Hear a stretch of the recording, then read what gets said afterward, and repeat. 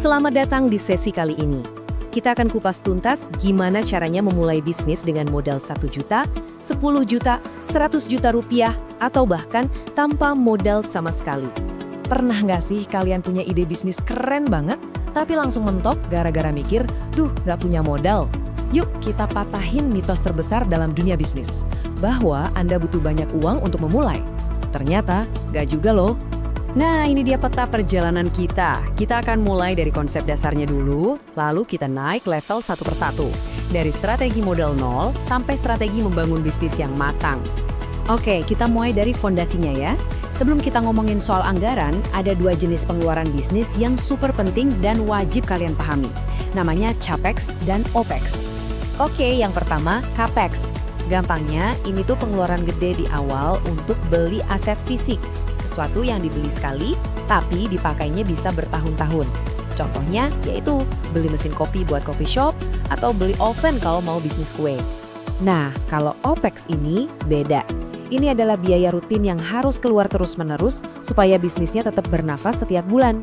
Kayak bayar gaji, sewa tempat, tagihan internet, listrik, ya pokoknya semua yang sifatnya bulanan.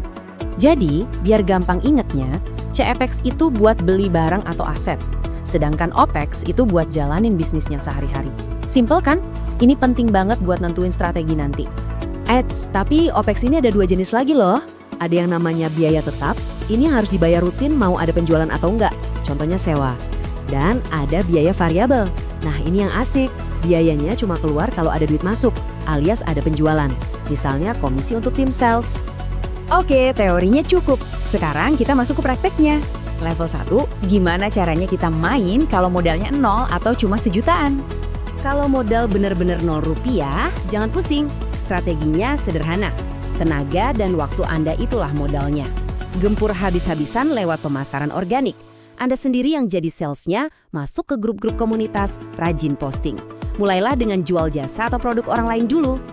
Nah, begitu sudah ada modal sedikit, katakanlah 1 juta, ada satu mantra yang wajib dipegang.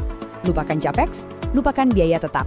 Jangan pernah berpikir untuk beli alat mahal atau sewa tempat dulu. Haram hukumnya di level ini. Dengerin baik-baik ini kuncinya. Buat kalian yang modalnya masih kecil, permainan utamanya itu cuma satu kata, perputaran. Seberapa cepat uang sejuta itu bisa balik lagi plus untung, terus diputerin lagi dan lagi. Itu yang paling penting. Lihat deh alokasinya. Ini bukti nyata kalau fokusnya emang di perputaran. Hampir semua uangnya, 90%, langsung dipakai untuk aktivitas yang menghasilkan uang lagi. Entah itu buat iklan, atau buat bayar komisi ke orang yang bantu jualin. Oke, selamat! Kalau sudah jago di level 1 dan uang sudah terkumpul, saatnya kita naik ke level 2 dengan modal 10 juta rupiah. Nah, di level ini, permainannya mulai seru. Anda udah bisa mulai mikirin buat bikin produk sendiri, nggak cuma jualin punya orang lain. Tapi yang paling penting, dengan modal segini, Anda bisa mulai membeli waktu orang lain, alias merekrut tim. Tapi rekrutnya juga harus pinter ya, kita belum sanggup bayar gaji full. Jadi pakai model hibrida, kasih gaji pokok yang kecil aja, tapi komisinya digedein. Ini bikin mereka semangat jualan, sementara biaya tetap kita nggak bengkak. Win-win solution.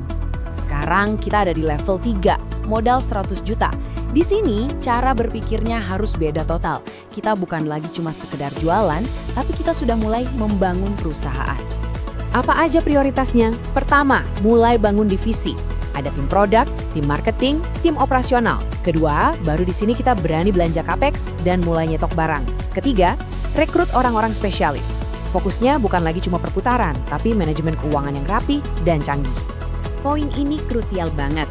Di level ini, Anda bukan lagi seorang pedagang atau wira swasta yang mengerjakan semuanya sendiri. Anda adalah seorang pemilik bisnis yang sedang membangun sebuah organisasi, sebuah sistem. Nah, tabel ini merangkum semuanya dengan sangat jelas. Lihat deh, gimana fokus utamanya berubah, cara alokasi modalnya beda, dan struktur timnya juga beda di setiap level. Semuanya harus disesuaikan dengan besarnya modal. Jadi, apa kesimpulannya? Modal itu bukan tembok yang menghalangi Anda untuk mulai. Anggap saja modal itu kayak bensin di mobil. Tanpa bensin pun mobil bisa didorong kok, cuma ya pelan. Kalau ada bensin, perjalanannya jadi jauh lebih ngebut. So, setelah tahu semua strategi ini, pertanyaannya sekarang kembali ke Anda.